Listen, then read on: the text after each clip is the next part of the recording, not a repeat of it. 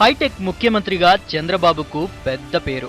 CEO సీఎంగా విశ్వఖ్యాతి. భవిష్యత్ను దేశంలో అందరికంటే ముందే ఊహించి టెక్నాలజీకి పెద్దపీట వేసిన ఘనత ఉందని, పెద్ద చరిత్ర ఉందని చెప్పే చంద్రబాబే 2014 ఎన్నికల సందర్భంగా పప్పులో కాలేశారు.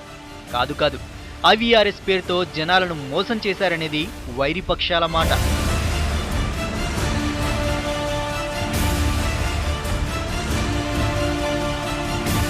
ఈసారి టీడీపీ అభ్యర్థుల ఎంపికకు సరికొత్త విధానాన్ని అవలంబిస్తున్నామని చంద్రబాబు మీడియా ముఖంగా ఘనంగా ప్రకటించారు.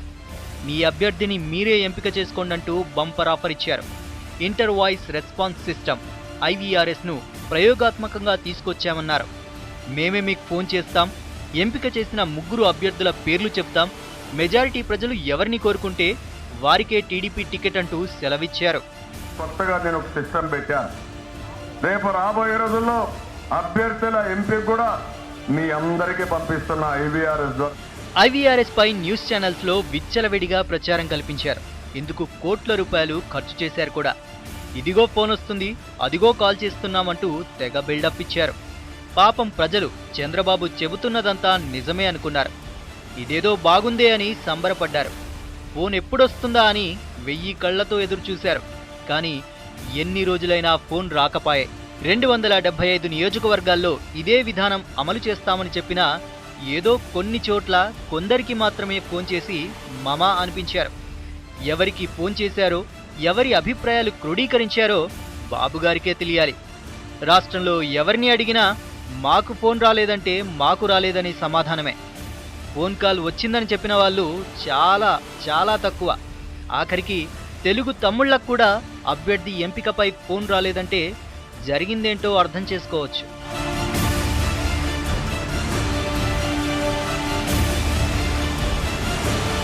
ఇదంతా చంద్రబాబు గిమ్మిక్కేనంటూ ప్రత్యర్థి పార్టీలు విమర్శించాయి. ఫోన్ లేదు గీన్లేదు, అంతా డ్రామా అని కొట్టిపారేశాయి. ఈ ఆరోపణలన్నీ నిజమేనా? ఐవీఆర్ఎస్తో చంద్రబాబు జనాలను వెర్రివెంగలప్పలం చేశారా అంటే అవుననే అంటున్నారు. ఏ నియోజకవర్గంలో ఎవరికి టికెట్ ఇవ్వాలో ముందే డిసైడ్ అయిపోయిందని, చాలా చోట్ల కులం, డబ్బు ప్రాతిపదికనే ఎంపిక జరిగిందని ఎన్టీఆర్ భవన్ వర్గాలే చెప్తున్నాయి. మరి ఐవీఆర్ఎస్ అంటూ ఎందుకు ఊదరగొట్టారనే అనుమానం రాకమానదు. ఇక్కడే చంద్రబాబు కుట్టిల నీతి దాగుందంటున్నారు. ఓ కుక్కను చంపాలంటే ముందుగా దానిపై పిచ్చి కుక్క అనే ముద్ర వేయాలన్నట్టు, అనుకున్న వారికి టికెట్ ఇవ్వాలంటే ముందుగా వారిపై జనామోదం ముద్ర వేసేటందుకే ఈ ఐవీఆర్ఎస్ ఎత్తుగడ వేశారంటున్నారు. పార్టీలోకి కొత్తగా వచ్చిన వారికి టికెట్ ఇవ్వాలన్నా, ఏళ్లుగా పార్టీ కోసం కష్టపడిన వారిని పక్కన పెట్టి కాసులున్న వారికే టికెట్ కట్టబెట్టాలన్నా, కులం ఓట్లకు గాలం వేసే నాయకుడిని నిలబెట్టాలన్నా ఐవీఆర్ఎస్ పేరు చెప్పి ఆ పని కానిచ్చేయడం చాలా సులభం. ఎవరైనా మాకెందుకు టికెట్ రాలేదని ప్రశ్నిస్తే నీకు జనామోదం లేదు, ఫోన్లో ప్రజలు ఫలానానైతే కావాలన్నారని సాకు చూపి సరిపుచ్చవచ్చని స్కెచ్ వేశారు. అందుకే అత్యంత పేలవంగా, ఏమాత్రం చిత్తశుద్ధి, విశ్వసనీయత లేకుండా ఈ ప్రక్రియను పూర్తి చేశారు. కాదు పూర్తి చేశామనిపించారు.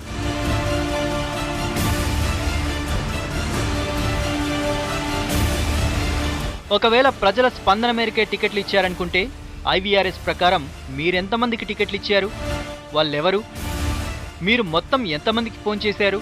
మీరు ఫోన్ చేసినట్లు రికార్డులున్నాయా? అవి ప్రజల ముందు ఉంచగలరా?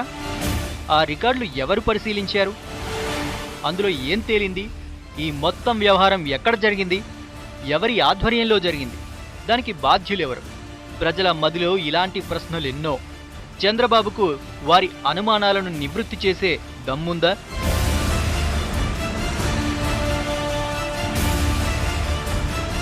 ఐవీఆర్ఎస్ ప్రక్రియపై పార్టీ సీనియర్లకు సైతం ఏమీ తెలియదంటే ఆశ్చర్యం కలగక మానదు.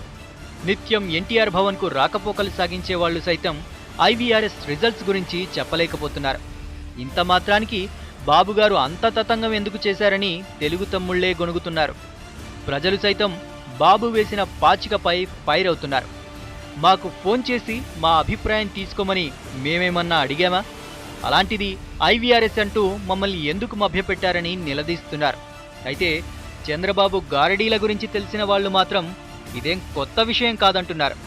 ఇలాంటి ఎత్తుగడల్లో బాబుకు ఘనమైన చరిత్రే ఉందంటూ లైట్ తీసుకోమని సలహా ఇస్తున్నారు.